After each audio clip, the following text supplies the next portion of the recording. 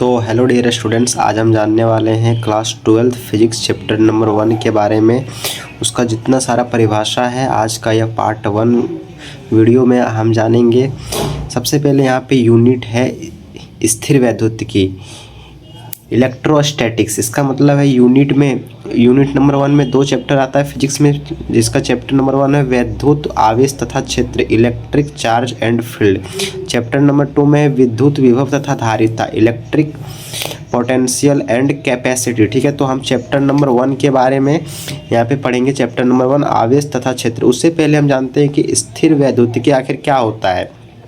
तो यहाँ पे क्वेश्चन है स्थिर वैद्युतिकी, इलेक्ट्रोस्टैटिक्स से आप क्या समझते हैं। ठीक है, तो यहाँ पे लिखा गया है भौतिक विज्ञान की वह शाखा जो विरामा अवस्था में विद्युत आवेश, विद्युत क्षेत्र तथा विद्युत विभव आदि का अध्ययन करती है, उसे स्थिर वैद्युतिकी कहा जाता है। ठीक है, स्थिर वैद्युतिकी के मतलब आप लोगों ने समझ लिया है। उसके बाद यहाँ से आप चैप्टर के बारे में हम स्टार्ट करते हैं। ठीक है, तो चैप्टर नंबर 1 है क्लास 12 फिजिक्स का। ठीक है, 2026-27 सेशन के लिए आवेश एवं क्षेत्र, चार्ज एंड फील्ड। ठीक है, क्वेश्चन सबसे पहले क्वेश्चन है आवेश एवं क्षेत्र। ये चैप्टर है, तो चैप्टर में सबसे पहले हम समझते हैं कि आवेश क्या है। तो यहाँ इसलिए क्वेश्चन है विद्युत आवेश, इलेक्ट्रिक चार्ज से आप क्या समझते हैं। तो इसका परिभाषा मैंने यहाँ पे लिखा है, विद्युत आवेश वह भौतिक राशि है जो किसी पदार्थ में विद्युत धारा या उससे संबंधित प्रभाव उत्पन्न करता है। इसे कैपिटल क्यू से भी सूचित कर सकते हैं, स्मॉल क्यू से भी सूचित कर सकते हैं। ठीक है,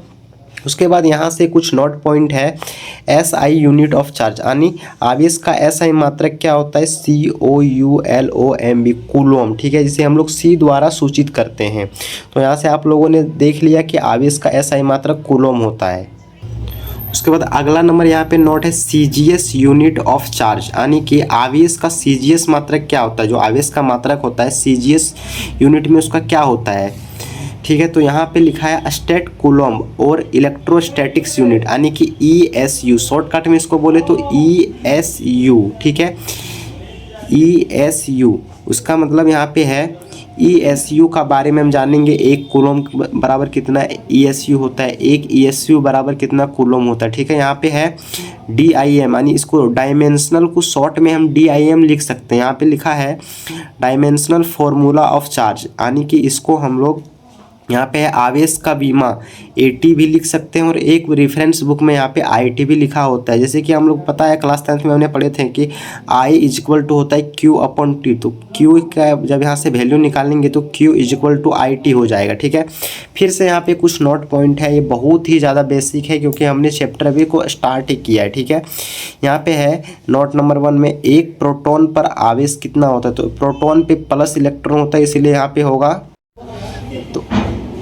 प्रोटॉन पे यहाँ पे प्लस चार्ज होगा, इसीलिए यहाँ पे लिखा हुआ है 1.6 × 10⁻⁻19 कूलम। ठीक है, उसी तरह नोट नंबर यहाँ पे 2 है, एक इलेक्ट्रॉन पर आवेश कितना होता है। तो इलेक्ट्रॉन पर जो आवेश होता है वो होता है ऋणात्मक, इसीलिए यहाँ पे लिखा हुआ है -1.6 × 10⁻⁻19 कूलम। ठीक है, उसके बाद यहाँ पे है एक न्यूट्रॉन पर आवेश कितना होता है। तो इसमें आप लोगों ने पढ़ा होगा पिछले कक्षा में कि एक न्यूट्रॉन पे आवेश 0 होता है, जो उदासीन कहलाता है। ठीक है, उसके बाद यहाँ पे एक और नोट, एक अल्फा कण पर आवेश कितना होता है। तो इस पे होता है +2 इलेक्ट्रॉन, यानी कि यहाँ पे मान लीजिए एक इलेक्ट्रॉन है तो इसका डबल कर देने पर क्या हो जाएगा, 16 दूना 32, यानी 3.2 × 10⁻⁻19 कूलम। एक उसके बाद यहाँ पे एक क्वेश्चन आता है प्यारे बच्चों, यहाँ पे देखिए कूलम तथा स्टेट कूलम में संबंध स्थापित कीजिए। यहाँ पे हम जानते हैं कि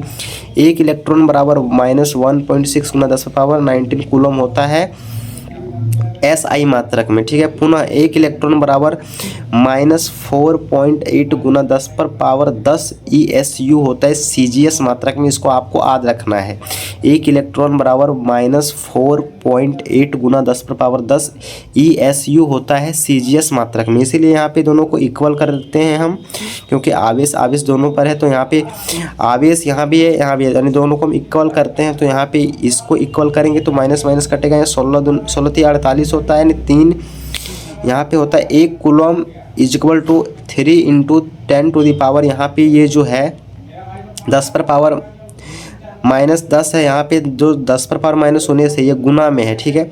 इधर जाके पावर यहाँ पे क्या होगा, जुटेगा, तो यहाँ जोड़ दिया मैंने, वहाँ यहाँ पे हो गया 1 कूलम बराबर 3 × 10 पर पावर 9 ESU, ठीक है। अगर हम 1 कूलम का मान आ गया 3 × 10 पर पावर 9 ESU, अगर 1 ESU का मान निकालेंगे तो यहाँ पे आएगा 1/3 × 10 पर पावर 9 कूलम, ठीक है। उसके बाद यहाँ पे आगे मैंने यहाँ पे बॉक्स बना के लिख दिया है कि 1 ESU बराबर होता है 1.3, यानी इसको यहाँ से अगर डिवाइड करके हटाएंगे, इसको बटे में इधर लिख देंगे और इसको यहाँ से ऊपर हम ले जाएंगे जब, तो यहाँ पे भागा में तो यहाँ पे नीचे जाने के बाद ये क्या हो जाएगा, ये यहाँ पे प्लस जो था वो माइनस हो जाएगा, इसको आपको याद रखना है, ठीक है। उसके बाद यहाँ पे है, बहुत ही ये बेसिक डाटा है क्योंकि चैप्टर मैंने अभी इसको स्टार्ट ही किया है।